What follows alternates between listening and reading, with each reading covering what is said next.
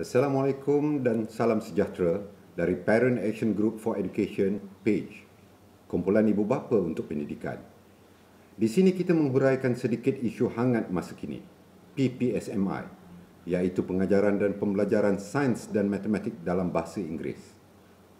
Kerajaan kita melalui Menteri Pelajaran pada 8 hari bulan Julai lepas telah membuat keputusan untuk menghapuskan PPSMI mulai tahun 2012.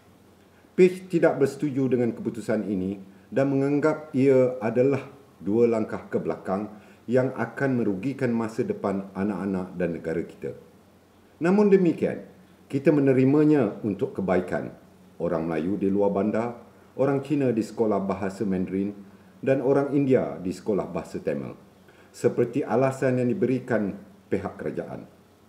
Pada masa yang sama, PAGE berpendapat bahawa bagi orang bandar dan luar bandar yang berbilang kaum, tidak kira bangsa dan agama, yang inginkan sains dan matematik dalam bahasa Inggeris, kami merayu pihak kerajaan untuk bersikap adil dan memberi pengecualian atau exemption dari polisi baru ini dan memberi satu lagi pilihan, iaitu Sekolah Kebangsaan Sains dan Matematik dalam bahasa Inggeris dan Sekolah Menengah Kebangsaan Sains dan Matematik dalam bahasa Inggeris. Sebelum melangkah ke hadapan, kita ingin memahami alasan-alasan pembasmian PPSMI yang dikemukakan oleh pihak kerajaan. Alasan utama ialah pencapaian murid-murid yang kononnya menurun. Dengan itu, Menteri Pelajaran mengemukakan 3 kajian. Pertama, dari kementeriannya sendiri, kedua, kajian antarabangsa, dan ketiga, kajian universiti tempatan. Sungguh komprehensif dan menyeluruh alasan yang diberi. Mari kita kaji alasan ini satu persatu. Pertama, kajian UPSR 2008 oleh pihak kementerian. Ini merupakan kohort pertama murid-murid PPSMI. Jika kita teliti laporan akhbar selepas pengumuman keputusan UPSR pada November 2008, kita dapati bahawa semua akhbar-akhbar nasional menyatakan keputusan UPSR sangat baik dan PPSMI berjaya dan disokong oleh semua pihak. Temu ramah dengan murid-murid di seluruh Malaysia menyatakan mereka mahu PPSMI diteruskan. Itu di bawah Menteri Pendidikan YB Datuk Seri Hishamuddin. Tukar menteri yang baik dahulu menjadi tidak baik dan yang disokong oleh semua pihak tiba-tiba dibantah oleh semua pihak yang lain. Inilah putar belit yang digunakan untuk menghapuskan PPSMI. Alasan kedua ialah kajian Trends in International Mathematics and Science Studies atau TIMSS 2007 yang menunjukkan kita jatuh ranking dari 20 ke 21 dalam mata pelajaran sains dan dari 10 ke 20 dalam mata pelajaran matematik. Yang menteri tak beritahu kita atau dia sendiri tak tahu, ini adalah kajian ke atas pelajar kita yang berusia 14 tahun yang dalam tingkatan 2. Kohort pertama PPSMI yang dimulakan pada tahun 2003 baru berusia 11 tahun pada tahun 2007. Jadi pelajar kajian TIMSS 2007 adalah pelajar yang telah belajar sains dan matematik selama 6 tahun dalam bahasa Melayu di sekolah rendah dan baru belajar dalam bahasa Inggeris selama 1.5 tahun di sekolah menengah. Tak hairanlah prestasi ranking menurun, tetapi PPSMI tidak boleh dipersalahkan. Alasan ketiga pula, kajian UPSI, rumusan oleh para intelek dan ahli akademik yang tiada berkepentingan dan juga pihak kementerian sewaktu itu di bawah Menteri Pelajaran yang lama menyatakan bahawa kajian UPSI ini tidak saintifik dan tidak boleh diguna pakai sebab terlalu banyak bias dan kesilapan dari pengumpulan data dan tata cara analisis. Jadi tahun lepas UPSI report ini kita, tapi apabila menteri bertukar, timbul semula laporan UPSI. Jadi tonggak alasan pembasmian PPSMI adalah satu putar belitan, satu penyembunyian fakta atau ignorance, dan satu alasan yang meragukan. Alasan seterusnya ialah analisis jurang prestasi murid akibat PPSMI antara bandar dan luar bandar. Menteri lama mengatakan jurang prestasi semakin rapat, tetapi menteri baru mengatakan jurang prestasi semakin lebar.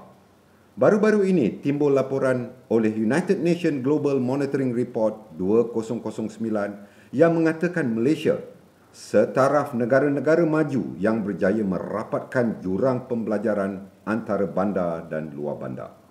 Laporan ini mengesahkan pembohongan fakta-fakta oleh kumpulan demonstrasi jalanan yang telah memperdayakan kerajaan untuk menghapuskan PPSMI. Mereka juga menegakkan bahawa pembasmian PPSMI ini akan mempertabatkan bahasa Melayu dan mereka akan memperkasakan bahasa Inggeris. Baik, kita lihat sama ada mereka cakap serupa bikin. PPSMI adalah satu polisi untuk masa depan anak-anak Malaysia di persada antarabangsa menerokai Wawasan 2020 yang diilhamkan oleh, sejak dipinggirkan kerajaan, lupa pula namanya. Tapi nampak muda dan handsome lagi.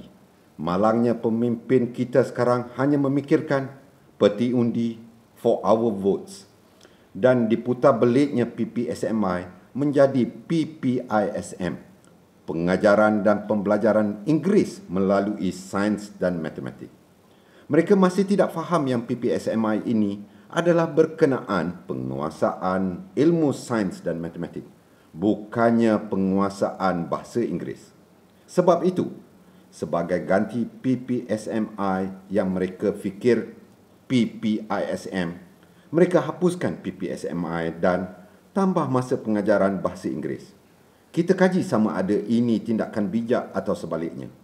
Di bawah polisi PPSMI, bila kita kaji masa pembelajaran dalam 1 minggu di sekolah kebangsaan, kita dapati masa pembelajaran bahasa Melayu 21% dan bahasa Inggeris 15%.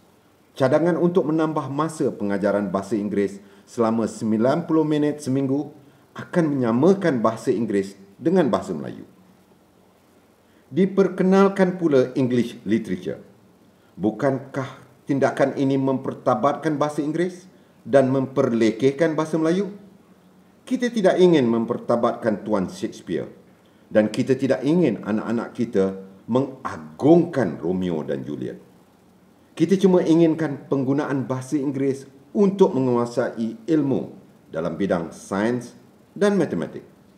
Sebab dalam zaman sekarang, lingua franca untuk sains dan matematik adalah bahasa Inggeris. Dan PPSMI adalah serampang dua mata. Ianya adalah kaedah yang praktikal untuk mempelajari scientific English dari permulaan bangku sekolah sambil memberi pendedahan kepada conversational English. Scientific English adalah untuk menguasai ilmu dan conversational English adalah untuk bersembang-sembang atau berkomunikasi. Idola pakar sains dan matematik ialah orang seperti Einstein, manakala untuk bersembang-sembang sesiapa pun boleh. Tapi juaranya pun kita sanjung di. Kajian kita selanjutnya mendapati di bawah PPSMI, anak-anak kita memperoleh 26% scientific English dan 40% pendedahan kepada conversational English. Bahasa Melayu masih menguasai 60% masa pembelajaran. Martabatnya masih dijunjung dan kedudukannya dalam perlembagaan Malaysia juga terpelihara. Tetapi apabila PPSMI dihapuskan, kita dapati scientific English sudah lenyap dan conversational English tinggal separuh kepada 21%. Dengan ini, hilanglah keupayaan para graduan kita nanti untuk menguasai ilmu yang tinggi dan lenyap jugalah wawasan 2020 kita. Beralihlah wawasan kepada satu Malaysia di mana kita boleh bersembang-sembang di bawah tempurung dalam bahasa ibunda yang kita takut bertarung.